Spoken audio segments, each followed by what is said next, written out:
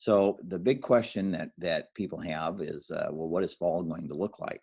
And we started back in March looking at planning for this because we knew it was going to be a tremendous amount of work and planning for how we were going to come back together as a school system. While we still know, so it's still uncertain times with where the virus situation is going to be. So we formed different committees to look at this. We have one committee that's just looking at operations, and that would be everything from how do we make sure we clean our buildings to schedules to transportation, if there need to be calendar adjustments and those type of things. And they are working very diligently to come up with the best plan for that. And all the avenues are being pursued from, if we would have to look at bringing back kids on an alternate schedule, or if we were to change the start date, or if we were to start as usual, what would that look like?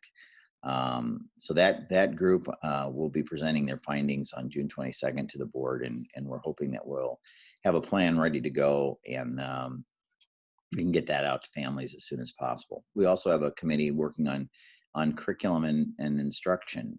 As people know, we lost a quarter of instruction last year. So this year we're faced with how do we squeeze in 5 quarters in 4.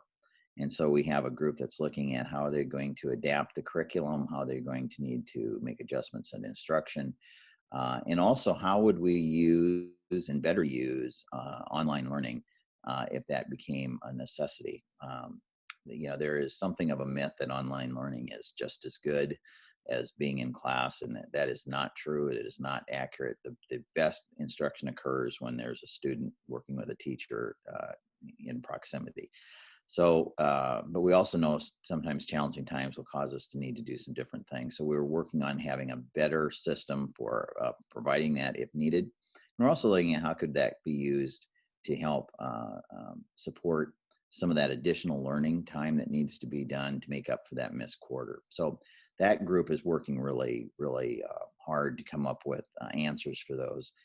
The other group that also is doing important work is centered on special populations and at-risk students. We know that for a lot of kids that would be considered at risk, that this amount of time out of school, away from the structure of school, it will make their reentry more difficult. And so we want to make sure that we're doing everything we can, that those students that struggle with school, that they do come back, that they come back with a renewed interest, and that we're ready to meet their needs.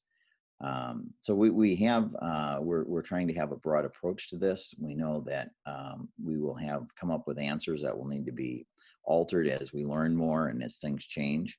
But we want to make sure we have a structure in place that we can address things as they come up, and that we will limit the number of surprises, not only for our staff and students, but for families and for the community. So I just want to say that the Muscatine community has been so strong and supportive through this, and I cannot say enough for the staff and the work they've done to on a moment's notice to put together a continuous learning model.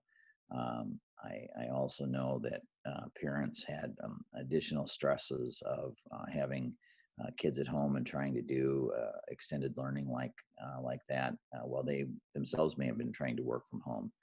I think this speaks to the character of Muscatine, that we're going to get through this. We're going to be better. The school system will be better. And we can also take great amount of pride in the people that are taking care of our kids and taking care of our community. So again, thank you everyone, and it's a great day to be a Muskie.